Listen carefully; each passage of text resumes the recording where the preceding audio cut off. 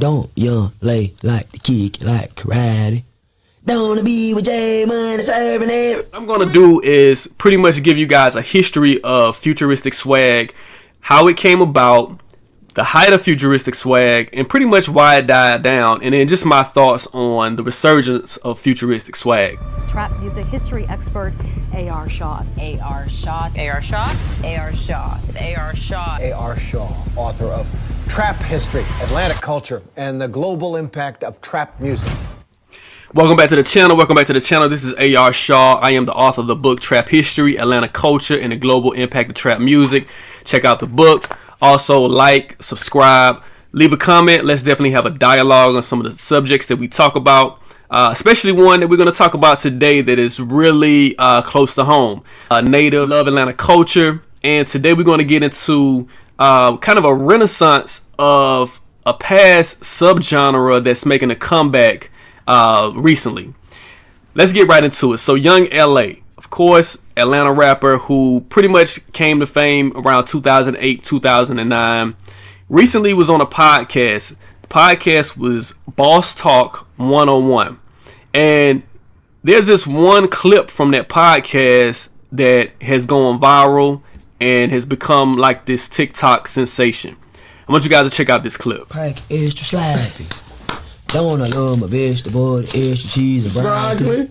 Don't young lay like the kick like karate. Don't wanna be with J Money serving it. Man! Pack extra sloppy. Don't I love my vegetable, the extra cheese and broccoli.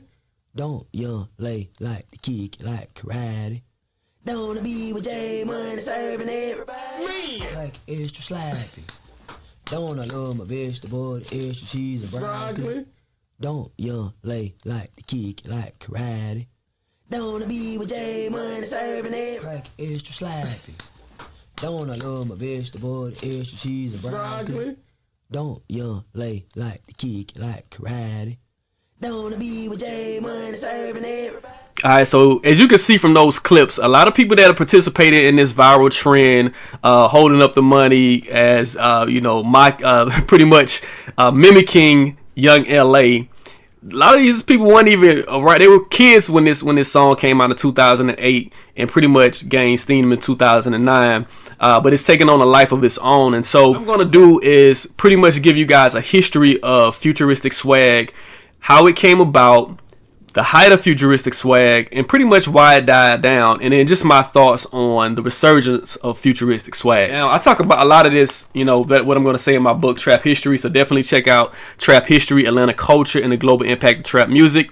But before we get into the history of Futuristic Swag and how it came about, I want to kind of talk about Atlanta's rap scene and how Atlanta's rap scene pretty much evolved throughout the years. So in the 1980s, Atlanta was pretty much considered like it was like an underground for rap music. We didn't have a lot of prominent stars. It wasn't a lot of big names in the city at that time. You had artists like Kilo Ali, Sammy Sam, Raheem the Dream, and that first era of Atlanta rap music was what they call bass music. And bass music was the music that you would hear at either a skating rink or a strip club, fast paced, just music that you wanted to dance to.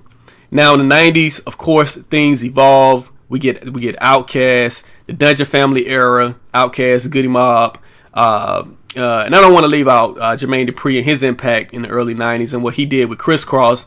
Dallas Austin had Another Bad Creation. Following the Dungeon Family era, you get Lil Jon, who pretty much takes the elements of bass music and he turns it into crunk music.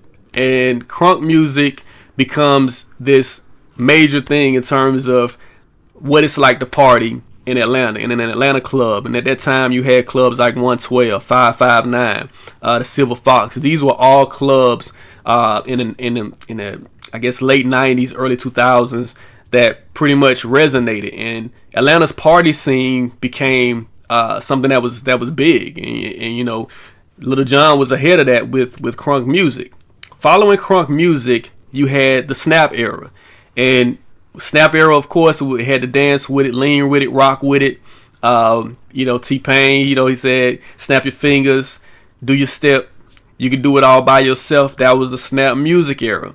following the snap music scene, it was like this. Atlanta had this thing where it was like several genres are being created in the city of Atlanta all at once, right? Trap music comes around, right? Trap music comes around, and trap music is elements of street culture that's represented in a different type of way. Of course, you got T.I., Gucci Mane, Jeezy. Now there's one movement that got ignored a lot, and that's the futuristic swag movement. The futuristic swag movement was a relatively quick movement. I say that the futuristic swag movement lasted from like 2008 until about 2012. Those were pretty much the primary years of futuristic swag. And futuristic swag had artists such as Young L.A., J Money. You had the Rich Kids. You had Roscoe Dash, Fast Life Youngsters. And what the futuristic swag represented, it was kind of like these were like they were almost like this alternative form of rap in the way that they kind of carried themselves, right? They wore like mohawks, and they had like different designs within their mohawks, and they kind of dressed like they kind of dressed like skateboarders. Some of them, and they gravitated towards that skateboarding culture. So in 2008, Young L.A., he begins to pretty much make a name for himself in the Atlanta music scene. I think he did like a deal with Grant. It was a deal with Grand Hustle through Young Dro. Young Dro, he goes down to Thomasville, which is was a projects, housing projects in Atlanta, and Young Dro, he discovers Young L.A.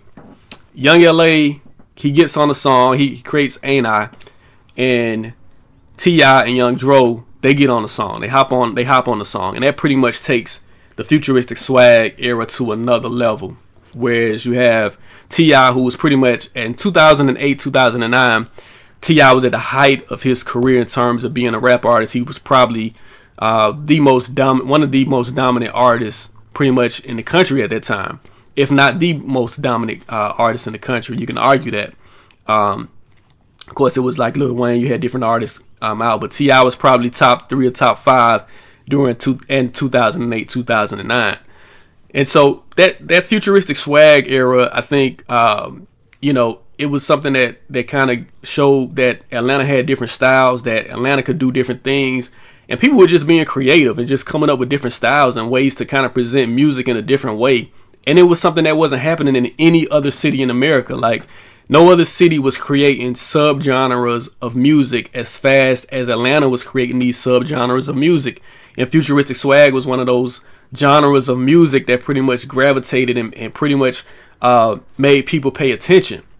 So I'm going to talk about the downfall of futuristic swag, and the reason why I think that it didn't really last as long as something like a trap music or even crunk music that had a few year run. Trap music is still going to this day, but futuristic swag kind of died out probably around 2011, 2012.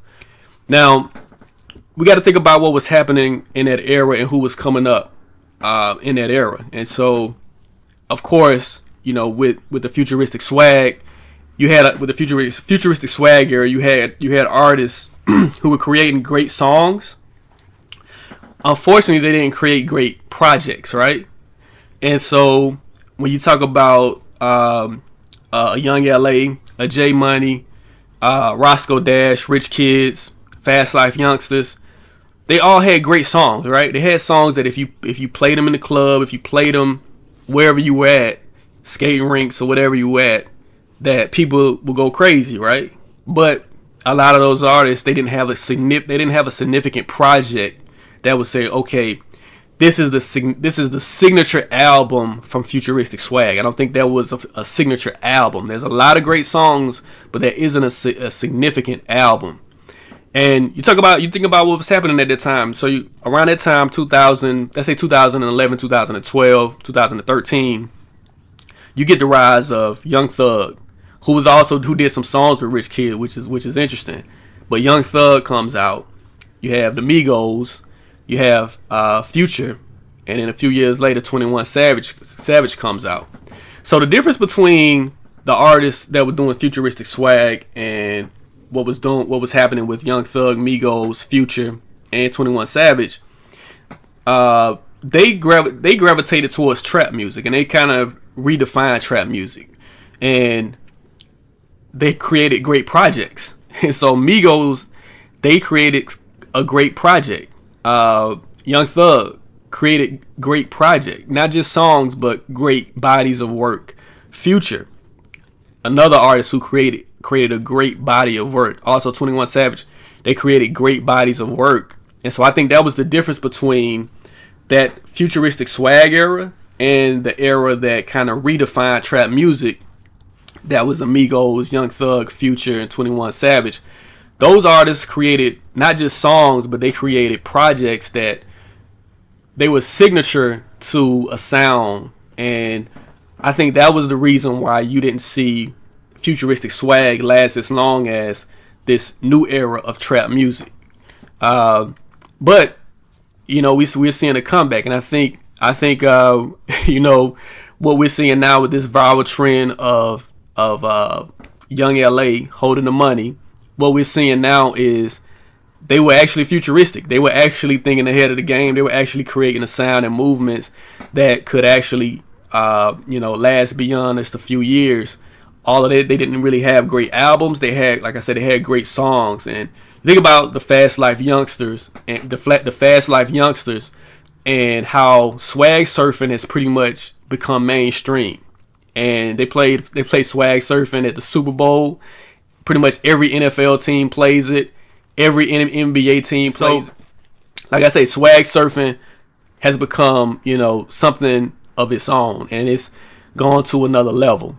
And I think that's where we at right now. I think the resurgence of Young LA and the resurgence of some of these other artists shows you the power of Atlanta, shows you the power of Atlanta's culture, Atlanta hip hop, and pretty much how a lot of trends have been created within the city of Atlanta and the culture of Atlanta. And so it's going to be interesting to see what happens next with this Futuristic Swag, Young LA. I'm sure he's going to get a few more shows.